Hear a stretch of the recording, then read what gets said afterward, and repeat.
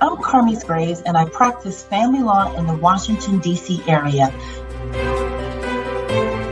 One of the questions we have to think about, like say if you're married and you're dealing with your house and you own it together, the question is, well, we have an asset that we need to deal with.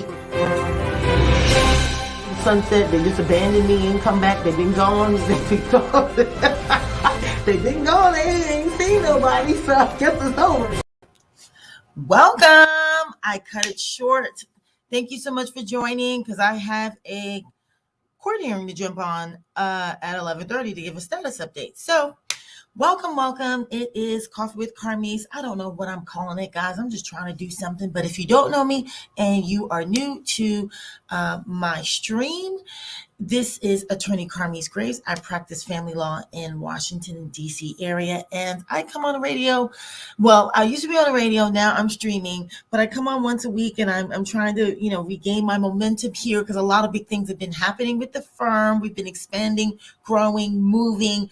It looks similar exactly to the office I had because I'm in the same building, but we have expanded, we've grown, so I've been a little bit kind of in flux, but I hope to settle back in and get into a rhythm of giving you information that comes across my life because I'm a family law attorney. So I have a lens that I think is beneficial to share what I know because it affects the common person. It does not exclude, no one's excluded from this journey of coming together and co-parenting, pursuing relationships, and then dealing with life and sometimes it not working out the way you would have liked. And now having to deal with wanting that to be changed, wanting that status to change and going through that transition. And sometimes, and I'll tell you guys, what you might not know is that the holidays is a really busy time for family law. So I put this out not just to be timely and, and relevant, but, that's what you should be doing. But it really is for family law because this is the holiday cheer. This is the season.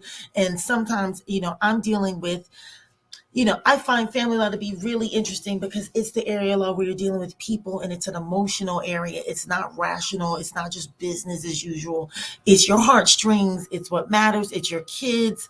It matters. And it's and then you have third parties and the laws involved. You want the law to kind of fix the wrong. And there's limitations and things that can happen and things that, might not be a realistic, request. So, but nonetheless, for those going through, separation during this time, I really want you to make sure that you are watching your emotional well-being. You're taking care of yourself, that everyone's doing that. You know what I mean? But I know it's extremely, it's a heightened circumstance if you're going through a separation or divorce. And I want you to know that a lot of people go through this during this time, dealing with custody issues. So I want to get into that, give you some tips there. And then this is my birthday edition. This week is my birthday. Saturday, I'll be turning 45 years old. Congratulations to me. So I'm also celebrating my birthday. I also wanted to, a lot of sometimes I feel like people want me to give, opinions or chime in on current events.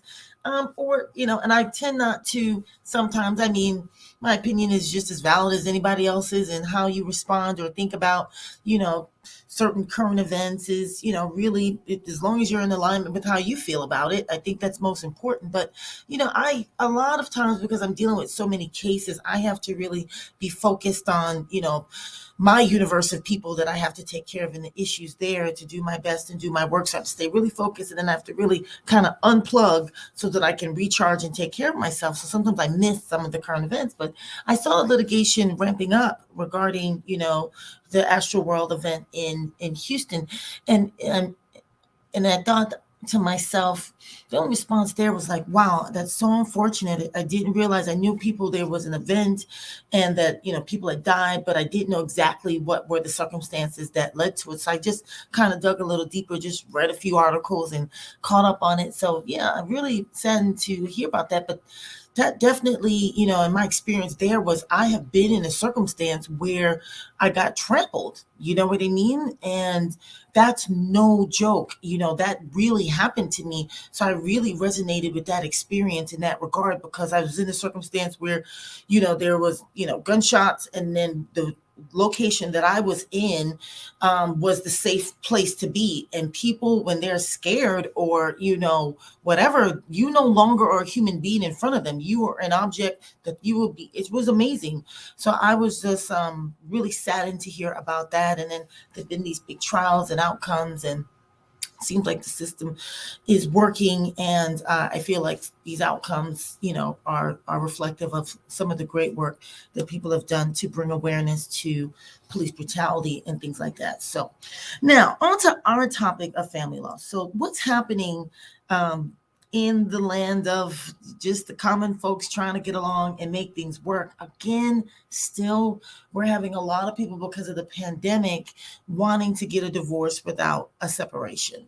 That separation is now being redefined to something like this. We're in the house together and we are living in two separate ends of the house. We don't sleep in the same bed. We're separated.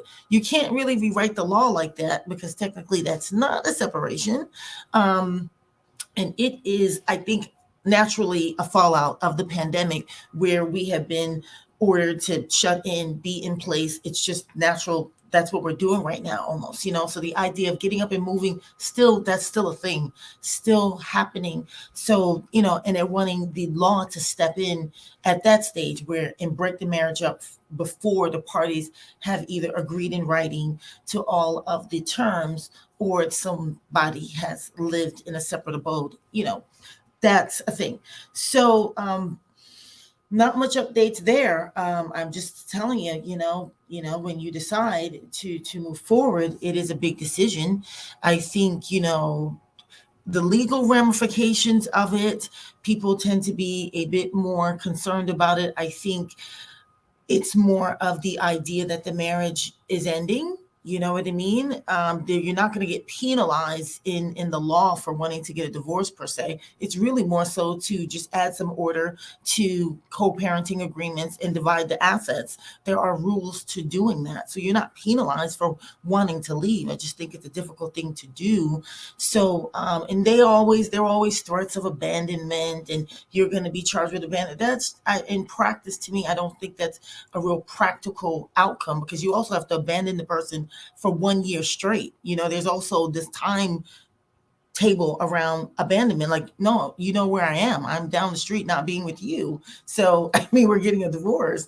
So I don't really think that's a real thing there. But I think, economically, maybe, being able to afford to move, thinking and planning strategically, your exit strategy, that you have to get it together financially, what your resources are. Do you need to supplement your income? A lot of decisions have to be made regarding that separation that aren't really related to the divorce. It's like reorganizing your life. How are you going to move forward and be in two separate households with two separate incomes? What does that look like? And the divorce is a part of finalizing that, but it's not the thing that is moving it forward in that regard. It's your planning and it's your decision making. So quickly, let me keep track of the time, y'all. Okay, I'm doing well. Okay, keep track of the time because I got to be on with the court. So this topic about this holiday thing, I'm really sensitive to this, because, when you're going through the separation, my tribe, my people that are going through this, it's not an easy thing to do. Even the worst of marriages, going through the divorce emotionally, is just difficult. And this is a time to really, I think, watch comparisons, watch comparing yourself to the hyper standard that's put out by the media right now of, I had a wonderful, and I did want to stop and say, like, my Thanksgiving holiday with my family was absolutely wonderful. And I think one of the tips I would say is just I'm learning in my years, I'm learning to let life just unfold and be what it is, instead of having this standard or expectation of what you think it should be. I'm learning a part of easing some of the suffering that we endure as human beings relates to releasing resistance. And that's a big part of going through the separation, going through the divorce. It's really coming into acceptance and releasing resistance to what is happening, even if it's not what you intended or envisioned to be where you would be, or how this would be happening and that's like for everyday things. Because to me, my life is so dynamic. It's so exciting. I mean, in some of the good ways and not so good ways, you have things come out of left field. And I'm learning I have to really be responsible for keeping myself centered, to keeping myself joyful, even when I'm thrown these curveballs that just fall out the sky, left, right, and center, guys. So I know that because of the law that I'm practicing and the services that I'm providing, it is heightened my need to do that. So I'm just extending that to you, that I hope that you will, if you're going through the divorce, if you're going through the separation, or you have questions about how to get your exit strategy going and some of the things you want to think about, happy to, do a consultation with you, answer more questions.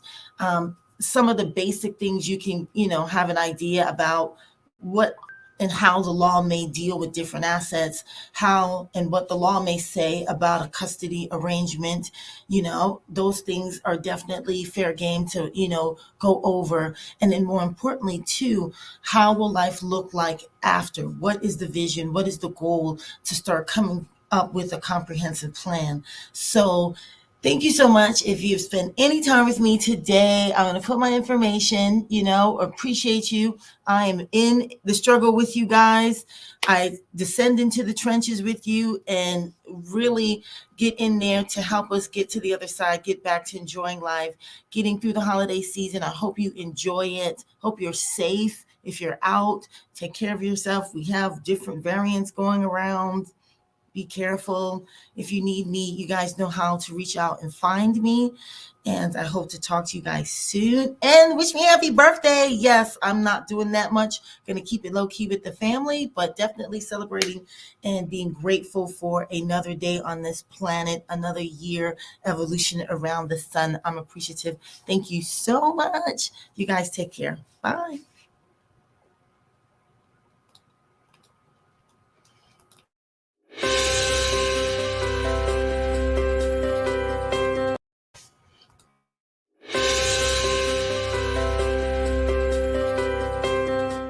I'm Carmiece Graves, and I practice family law in the Washington, D.C. area.